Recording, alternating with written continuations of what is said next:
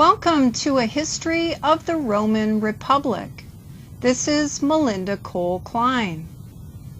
In the scheme of things, when you think about it, the Roman Republic entered the empire building period relatively late. After all, there were the Mesopotamian, Greek, Persian, and Egyptian empires already in full swing for centuries by the time the post-Trojan dynasty in 753 BC founded Rome. The Romans were unlike the Greeks in some ways.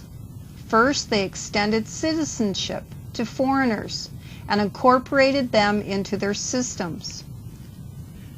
The first Italians, such as the Etruscans.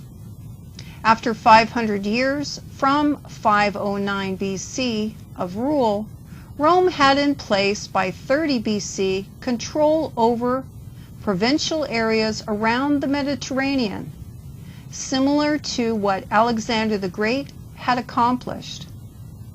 Secondly are the Greek traditions, the feature of Rome's achievements and influence in architecture, politics, culture, art, drama, philosophy, military prowess, and empire building spread from Britannia to India and Africa.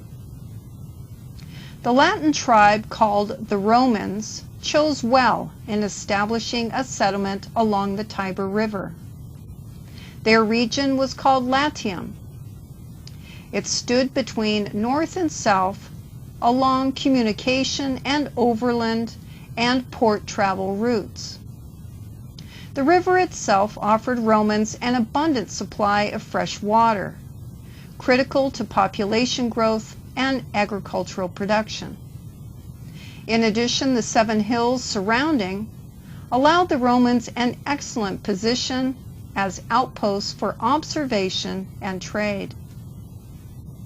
From 169 BC until the transformation from republic into empire by 31 BC with the Battle of Actium, and of course the influence of Julius Caesar, Octavian, and Mark Antony, Rome had become increasingly unstable and violence marked the final years of the Republic. Part of the problem was that Rome's government was not designed to rule an empire. The Republic was meant to govern a city-state, so that was their first problem. It grew in size outside Italy, and of course this spread power. Because of distance from Rome and the popularity of power and greed by Roman rulers established in the territories, the Republic, as it was designed, was unable to effectively govern its extensive holdings. Once the Republic became an empire, only a firm hand could manage this particular moment in time. And this required an emperor or a king, which is what happened. Rome under the empire, this particular government structure, became a monarchy. But in the end, by the 5th century AD, the Roman government and emperors from Rome had crippled its governing capacity. Virgil is remembered as an ancient Roman poet and author of the Aeneid, among other works. According to the Roman legend, this history of the founding of Rome is often tied to the fall of Troy. Troy was conquered, some say around 1250 BC, by the Greek city-states who were briefly unified. After a 10-year-long siege spearheaded by Sparta, Troy fell when security was breached with the Trojan horse, leading to its ultimate demise. Rome claimed their founding to this ancient and formidable city, Troy. According to the legend, the evening prior to the siege of the city, Aeneas led a number of the royal family out, and they escaped death or a lifetime of slavery had they been captured by the Greeks. Aeneas was visited the night before the siege by a messenger from the gods. The messenger told Aeneas he must escape with others he trusted and go to central Italy. If he did this, he was promised that his new empire would be the greatest empire since the dawn of time. So the Trojan royal family, led by Aeneas, sailed for Italy and established the city of Alba Longa on the Tiber River. Aeneas and his descendants ruled as kings for 300 years. At this point in the 700s BC, King Amulus ruled, but he was concerned about his power. His brother was named Numitor, younger than Amulus. Numitor was a good heir to the throne in compared to his unpopular, cruel brother. Numitor had a daughter, Silvia. After consulting with a priest, King Amulus was convinced Silvia was revealed as a threat to his power. The king took measures to have her imprisoned, but according to legend, the gods intervened. God Mars, the god of war, visited Silvia in her cell. 9 months later, she gives birth to Romulus and Remus, twin boys. Numitor takes action and smuggles the boys out for their safety. They are bundled up in a blanket and sent down the Tiber River in a basket. When they wash ashore, the boys are nursed by a she-wolf until a childless older couple, apparently a sheep herder and his wife, finds the boys and raises them as their own. Meanwhile, 20 years go by. At this point, the truth is told and the boys learn about their nobility. They return to Alba Longa, kill Amulus, release their mother from jail, and claim the city. The boys decide to build a new settlement as their capital. However, the location they dispute over. Each builds on a different hill. At Romulus's site, he builds around the encampment a low wall. And this is where the trouble starts. Remus jumps the wall and makes fun of his brother's attempt at fortifying his city. When he jumps back over it and walks away at this point. Romulus then attacks his brother and kills Remus with his sword. The year is 753 BC. So this makes you wonder, why the myth? Well, I'll give you 2 points to consider. The first one, Romans felt culturally inferior to the Greeks, so they linked their own origins to an ancient past that was a great civilization like the Greeks. Secondly, with this line of thought, the royal family was directed by the gods to start their empire.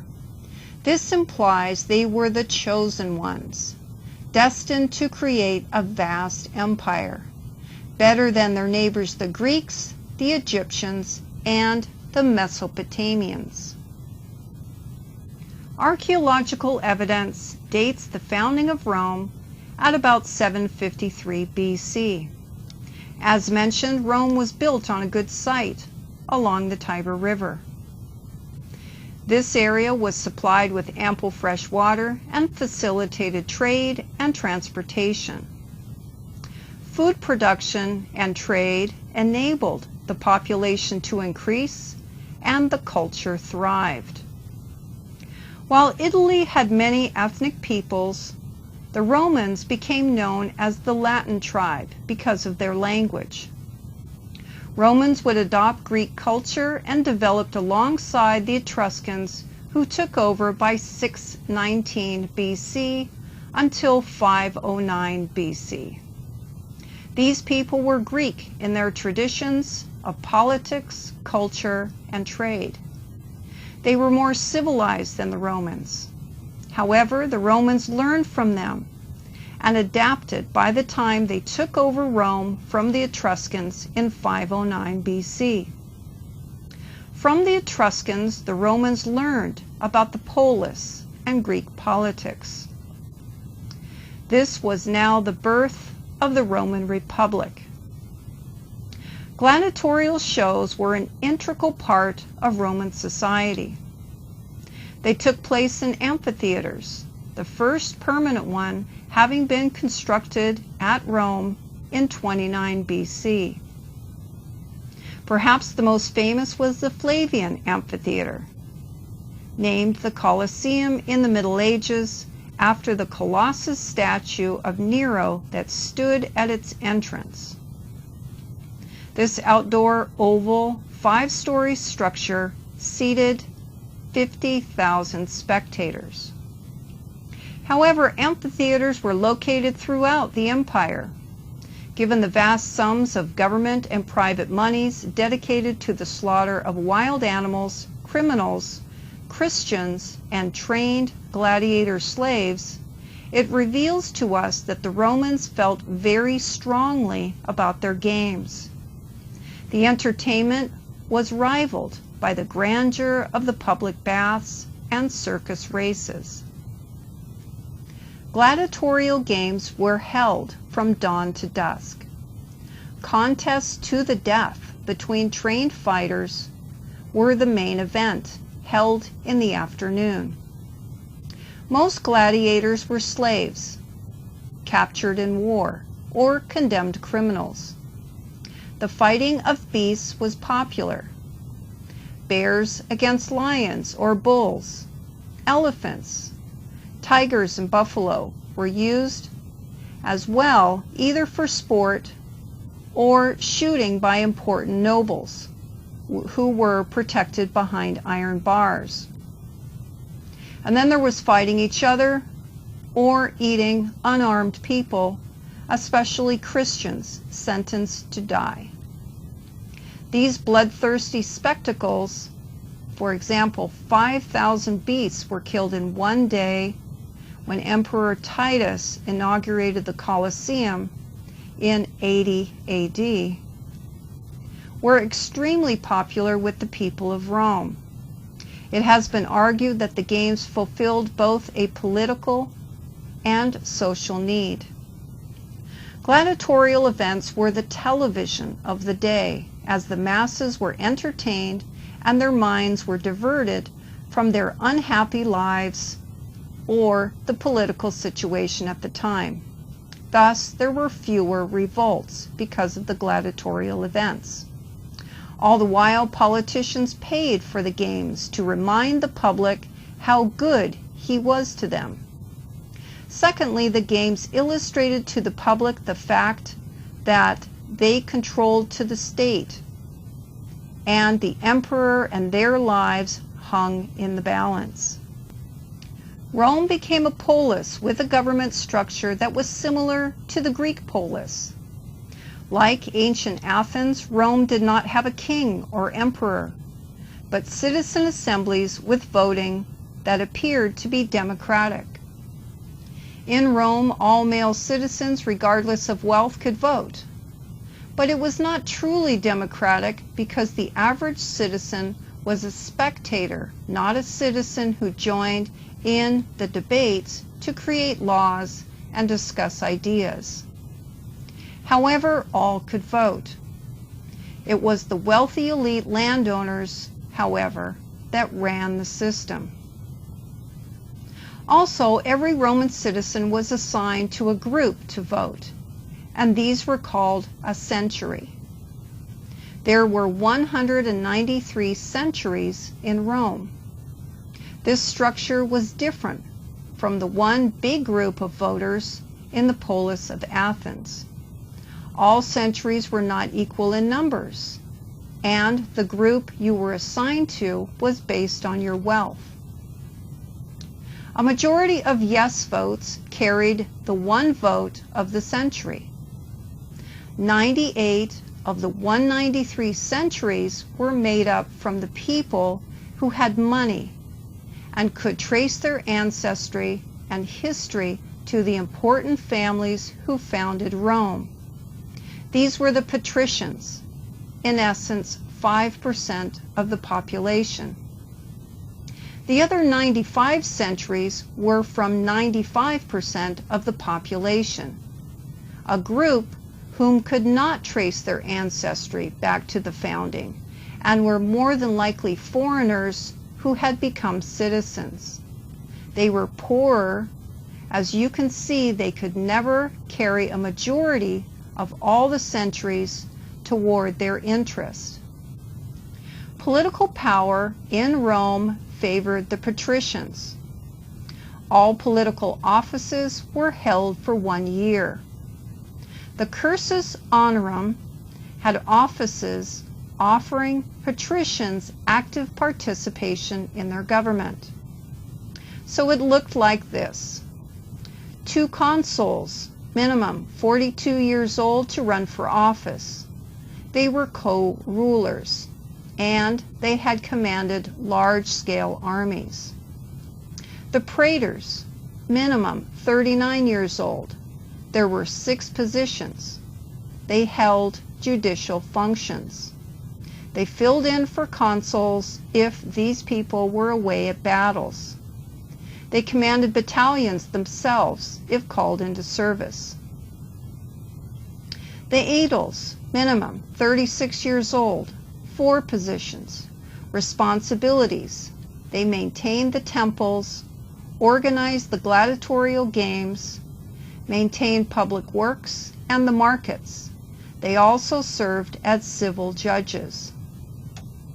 And then there were 300 plus or minus senators. They were elected for life. There was no minimum age. And the quaestors, minimum 30 years old. There were 30 positions. Financial administrators or considered vice governors in an assigned province.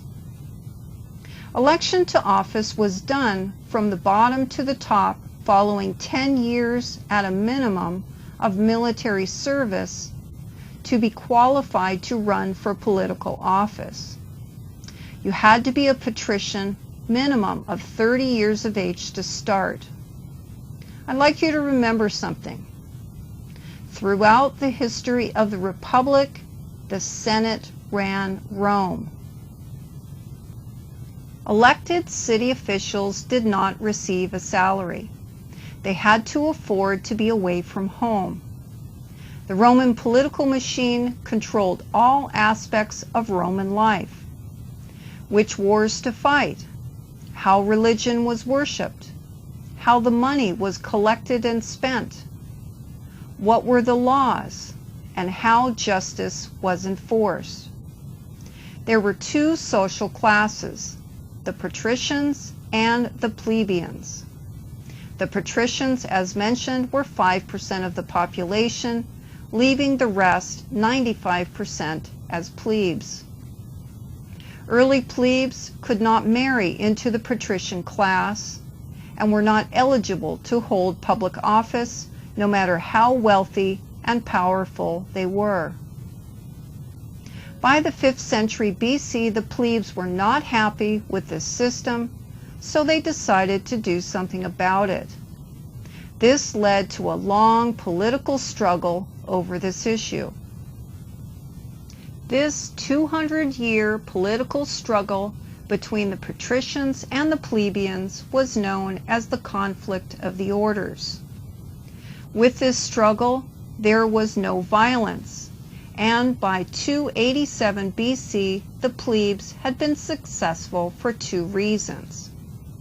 Number 1, as time went on, many plebes became wealthier and served as leaders for plebeian movements. This gave them political experience in making reforms. Secondly, many plebes were soldiers and had money. For the plebes, This was their tactic. It went something like this. Go and fight. Then their next step was to go on strike. Then patrician senators would grant concessions to get the plebes to go back to the battles. After all, consuls couldn't win if they didn't have soldiers to fight for them. By 287 BC, there was a new city office below the quaestors, and there were 10 positions.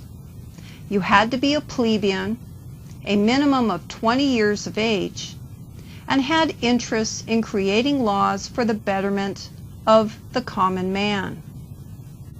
Gains. Creation of the tribune assembly of 10 men gave average citizens more power in Roman politics. Also, tribunes had veto power now over the Senate. This meant that the tribunes could block, if necessary, Senate laws from passing.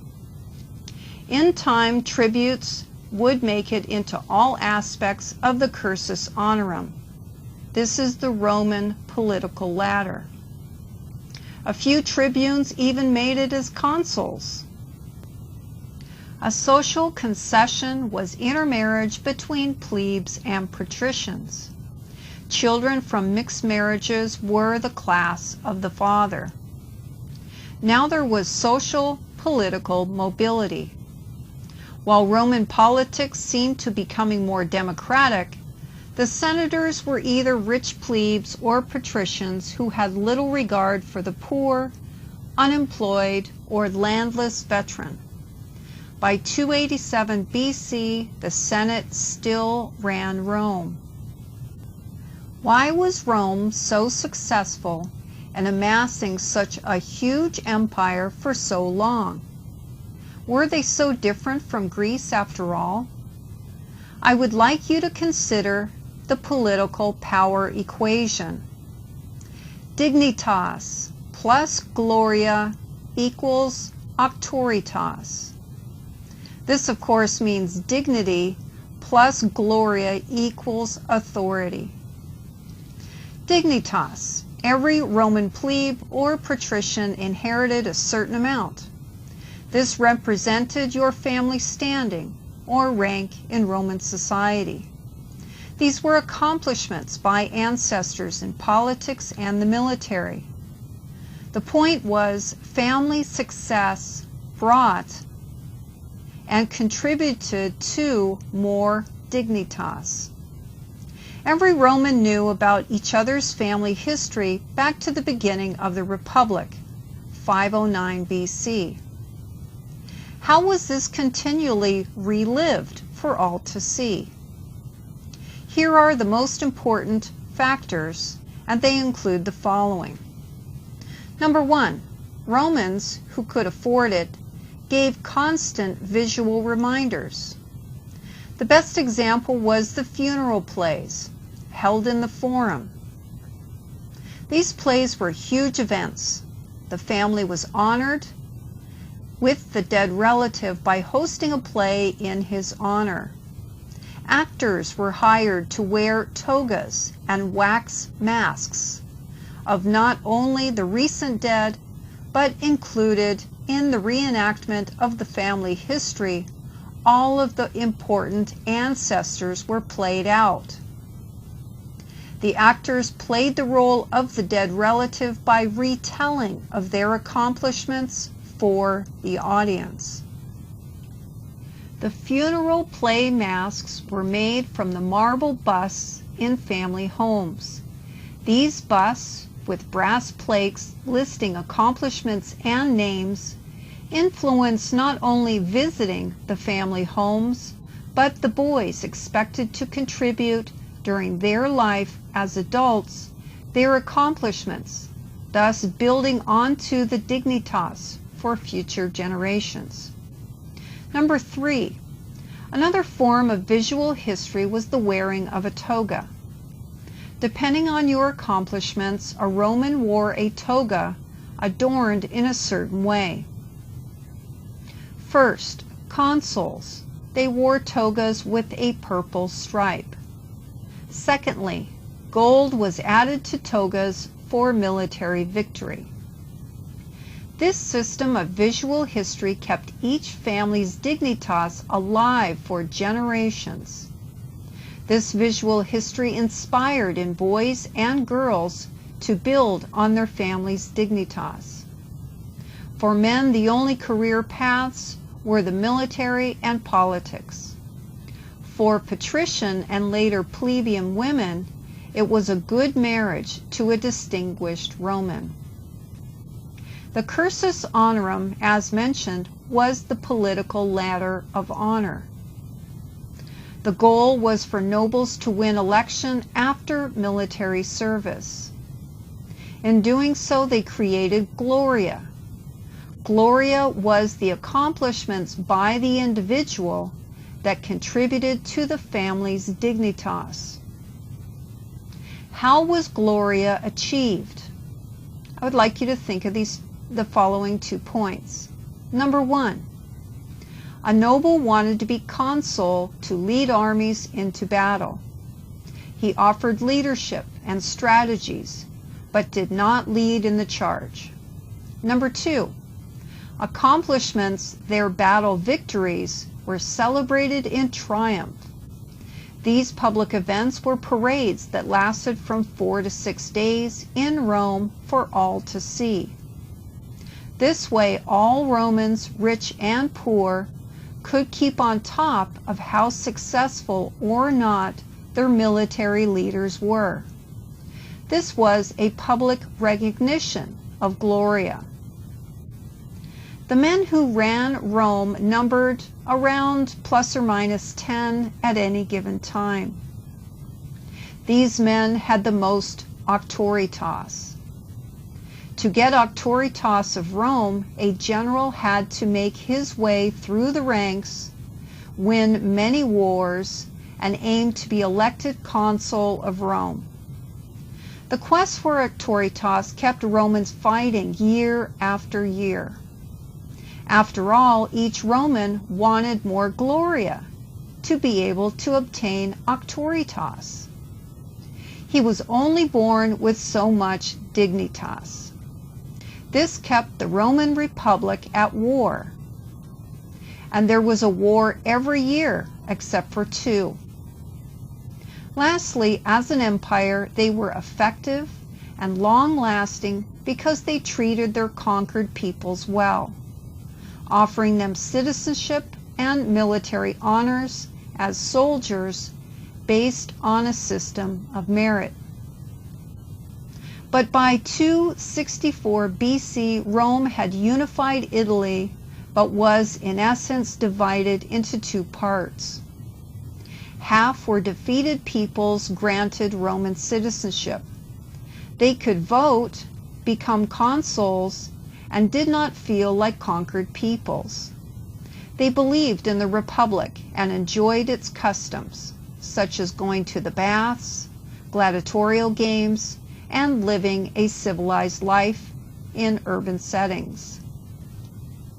In the southern part of Italy, or commonly known as the Boot, the southern half of the peninsula, there lived the Scossi, allies but not Roman citizens. They paid taxes, they fought in Roman wars, they never lost a battle, and they numbered about 500,000 strong. They were wannabe Roman citizens. They were very important to the imperial efforts of the Republic. From 263 to 168 BC, basically a century of warfare placed Rome as the supreme political authority in their world of trade, the Mediterranean Sea. They conquered powers of this world to expand the Republic. The 3 battle sequences listed here are significant to this effort, and they include the Carthaginian Wars with the Phoenicians, a significant loss for Rome when Hannibal crossed the Alps into Italy in 216 BC, but was later defeated, and the war with the Macedonians in 168 BC. Afterwards, the Roman Republic and its military efforts had transformed the Western world. Many of the independent kingdoms before becoming a Roman province had been monarchical states. Macedonia, like other areas of Europe, became a part of the Republic's imperial territories, where their laws and forms of justice, commerce, and customs became Roman. The fate of conquered kings followed this form. He was taken back to Rome, marched in the triumph of victory, and then he was strangled. For 600 years, former independent states in the Mediterranean humbled to Rome. The Roman Revolution started in 133 BC and ended in 31 BC. This brought down the Roman Republic. It was replaced with a monarchy. Senators by 133 were running the show in Rome. They often disagreed on politics and laws. There was immense competition to get elected. Three common arguments were the following. Number one, policies and laws. Number two, how Rome's money should be spent. And number three, how Rome's wars should be fought. The Senate, after all, appointed generals to their wars.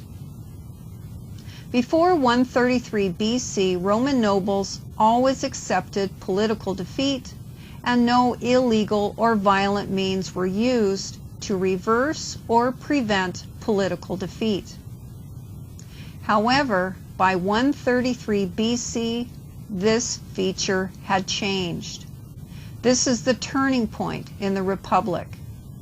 Some senators decided they would not gracefully accept defeat and did resort to violence to get the war they wanted, to fight, or the election to a certain political office that they had wanted.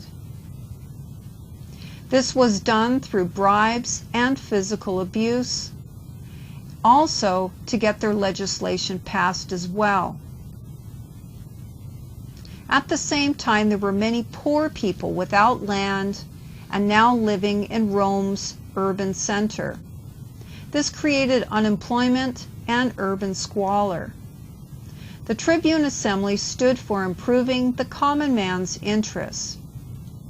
An idea to resolve this issue was presented in the Senate by a tribune named Graceless. He proposed to redistribute the land, offering the poor an opportunity to become farmers. This aggravated the landed elite so much that Graceless was clubbed to death for his idea. This began a century of violence. Sulla, a consul, was chosen by the Senate to fight Mithridates, an eastern king. But Marius wanted this war to make more Gloria for himself. But the army was loyal to Sulla and fought well for him. In 88 BC, Sulla kills Marius and his followers after defeating Mithridates. After Sulla returns in 83 BC, the Marians start a civil war. Sulla took the upper hand. He kills tribunes and makes laws to curtail their political powers. The tribunes at this point would lose their veto rights.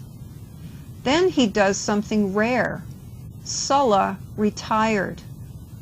The Senate is now in complete control of Rome. After this, a slave trained as a gladiator, remembered as Spartacus, led a revolt from 73 to 71 BC. This unlikely leader was successful in defeating Roman armies. This was the biggest slave revolt in ancient history. It was ended when Crassus and Pompey took on Spartacus and his men. To get elected as consul, Pompey gives back the tribunes their political powers. He goes east and conquers 4 new provinces for Rome. But in efforts to control Rome, Pompey, Crassus, and Julius Caesar form the first triumvirate. Julius Caesar is placed, or in other words elected, as consul in 59 BC.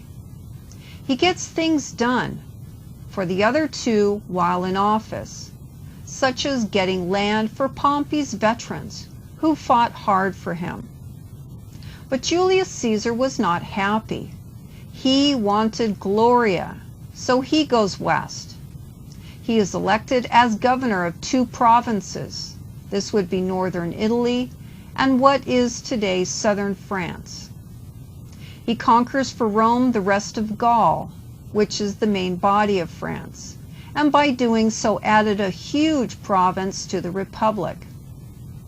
Best remembered as Rome's most famous general, he became very wealthy and retained a loyal army. By 54 BC, Caesar was proclaimed dictator for life, an honorary title. By this time, Cleopatra, the Queen of Egypt, gives birth to his son Caesarion, something Caesar always wanted. He ruled for 10 years as a dictator, but the triumvirate comes to an end because the ties that bind no longer apply. Julius's daughter was the wife of Pompey, but she died in childbirth trying to give him a son. Then Crassus is killed. And this where Civil War number 1 begins.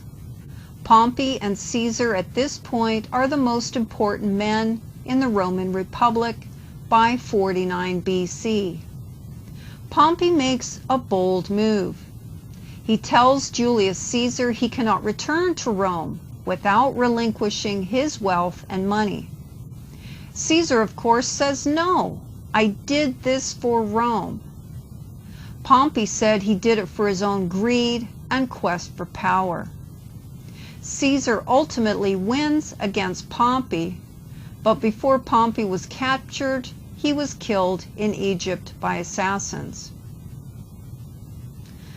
But by 44 BC, rumors fly that Julius Caesar wants to be Rex. This is king or emperor. He wants his son to inherit his Gloria and to give him a world to inherit not known since the time of Alexander the Great. However, a conspiracy develops among a few of the senators. They accuse Caesar of abusing his powers and quest to dominate Roman politics, which would undermine the authority of the Senate.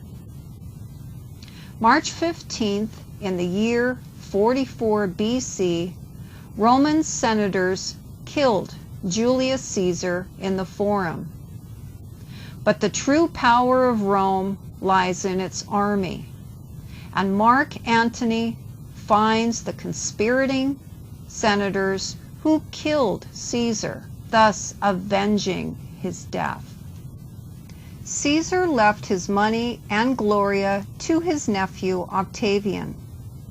Octavian and Mark Antony in 43 BC form the second triumvirate with Lepidus, a general and ally of Julius Caesar.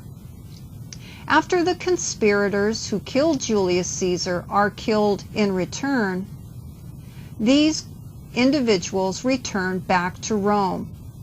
They end up ruling the former Roman Republic, but it was split between these 3 men.